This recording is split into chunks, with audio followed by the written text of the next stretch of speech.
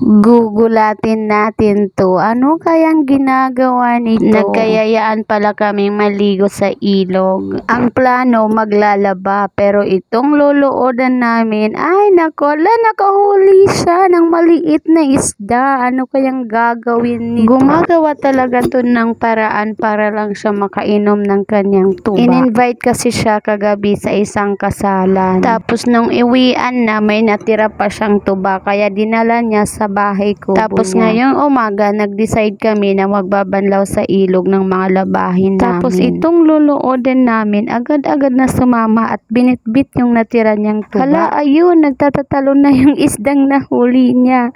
Buhay pa, fresh na fresh. Ito yata yung gagawin niyang pulutan. No, napakaliit lang. Ano kayang tawag dito sa isda na to? Iihawin daw niya, kaya ayan, gumagawa na siya ng paraan para makagawa ng apoy. Buti na lang at may nadala kaming posporo, kaya ayan, nakagawa na siya ng apoy. Ay, nagtatatakbo kasi sumigaw yung anak ko na, ito pa loloodan, oh, hulihin mo din. Kaya ayun, excited na kunin, tapos pagtingin pala, ay patay na pala.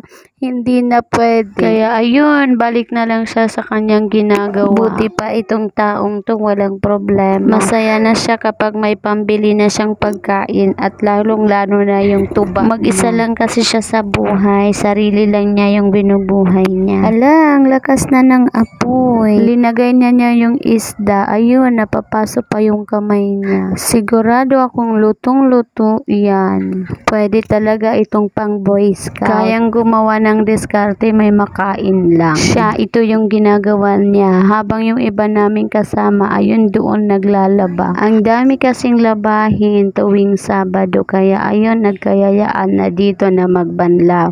Kasi doon sa amin, ang hirap kumuha ng tubig sa timba. Buti dito, unlimited yung tubig at malinis pa. Nag-i-enjoy pa yung mga bata sa swimming. Ayun yung sinakyan namin, naka-tricycle.